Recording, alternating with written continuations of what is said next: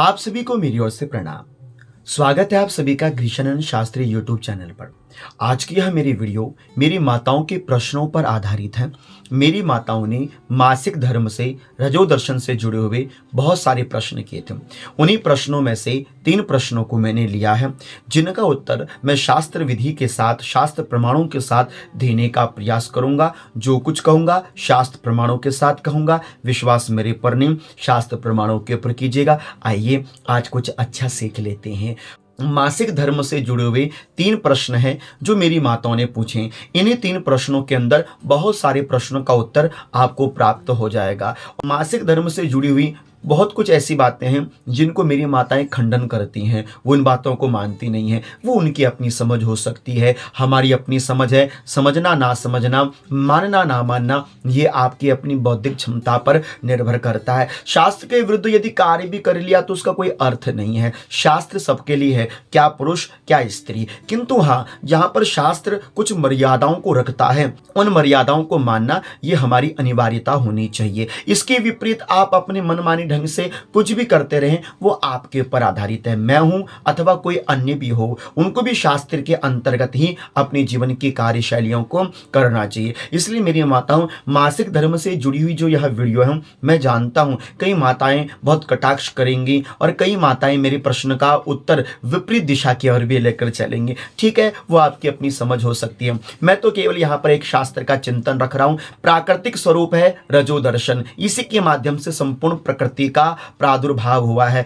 मासिक धर्म में आने वाली स्त्री को शुद्ध कहें, यह तो बिल्कुल गलत होगा। किंतु हाँ, मासिक धर्म में क्या हमको नहीं करना चाहिए, धार्मिक कार्य, उनको समझना ये अत्यंत अनिवार्य है। तो पहला प्रश्न जो मेरी माताओं ने मेरे से किया हुआ है कि क्या हम मासिक धर्म में पूजा कर सकते हैं अथवा नहीं। कहते हैं कि ये नहीं करनी चाहिए। शास्त्र क्या कहता है, प्रमाण सुन लीजिए। चांडालश्च वराहश्च कुक्कुटः स्वातथैव च रजस्वला च षडश्च नेचेरन्नशतो द्विजान होमे प्रदान्ये भोज्ये च यदेभिरभि वीक्षते देवी कर्मणि पित्रेवा तदगच्छय यथा तथम। मनुस्मृति में स्पष्टीकरण के साथ कहा गया है कि रजो दर्शन होने पर देवताओं की प्रतिमा का स्पर्श करना अथवा भगवान की पूजा बाह्य रूप से, शारीरिक रूप से करना, यह कुछ क्षणों के लिए विराम देह होता है। इसलिए रजो दर्शन होने पर मेरी माताओं को देवताओं की प्रतिमा का स्पर्श करना, शारीरिक रूप से भगवान की पूजा करना, इसमें विराम देना चाहिए, शास्त्र का सिद्धांत है। दूसरा प्रश्न जो माताओं के द्वारा है कि मासिक धर्म हो चुका है तो कितने दिनों के उपरांत हमको भगवान की देव पूजा आदि करनी चाहिए।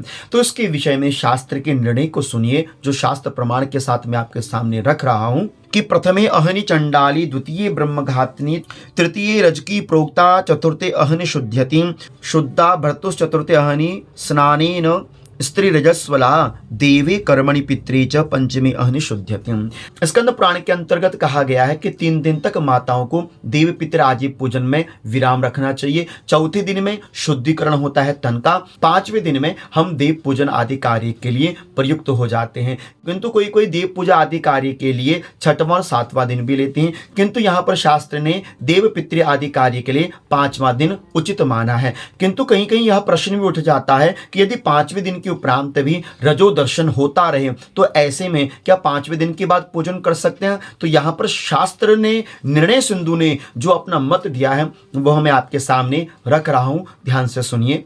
कानिचिद दिनानि रजो यद्यनु वर्तते तदा तन्नि व्रति पर्यंतम देवपि त्रयोर्न शुद्धि।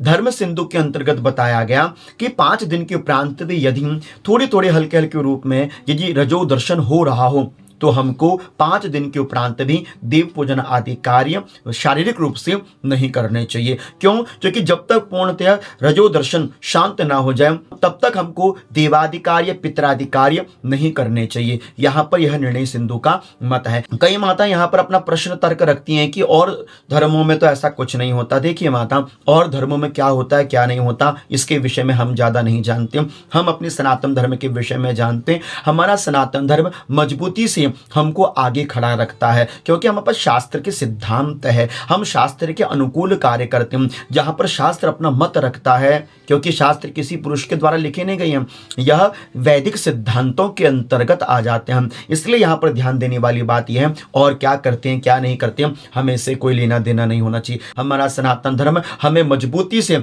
धर्म की ओर प्रेरित करता है, इसलिए हमको अपने सनातन धर्म की मर्यादाओं को मानना चाहिए। औरों के धर्म में क्या होता है क्या नहीं होता वो उनके लिए समर्पित है। हमारे सनातन धर्म में जो शास्त्रों के सिद्धांत है हमको उसके अनुरूप कार्य करना चाहिए। तीसरा प्रश्न है रजोदर्शन से जुड़ा हुआ, जो माताओं ने पूछा है कि मासिक धर्म हो जाए कब?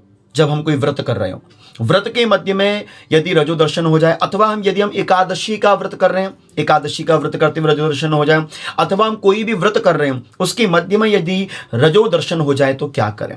तो इस शंका का निवारण करने के लिए हमको शास्त्र का यह प्रमाण अवश्य सुनना चाहिए। सूतकादो स्त्रीणाम रजोदोषादो ज्वरादो च गृहीत व्रतादो शारीर नियमान स्वयं कुर्यात् पूजादिकम अन्य द्वारा कार्येत। धर्म सिंधु के अंतर्गत यह प्रमाण है जिसमें कहा गया कि यदि मासिक धर्म व्रत के मध्य में आ जाए तो आप उस व्रत को अन्न का त्याग करते हुए करते रहें, अर्थात कि आप केवल देव स्पर्श देव पूजन शरीर के रूप से ना करें, केवल मानसिक रूप से आप भगवान के यथोचित पूजन करते रहें। मानसिक पूजा की प्रबलता में भी रजोदर्शन मेरी माताओं को अग्रसर करता है भगवान की ओर। यह 3 दिन जो मासिक धर्म के होते हैं यह पूर्णतया अपने मन पर कंट्रोल करने के होते हैं, इसलिए मानसिक रूप से आप भगवान की पूजा कीजिए। व्रत के मध्य में यदि कोई भी रजोदर्शन हो जाए उसका दोष नहीं लगता व्रत में। बस यहाँ पर एक ही बात का ध्यान रखना होता है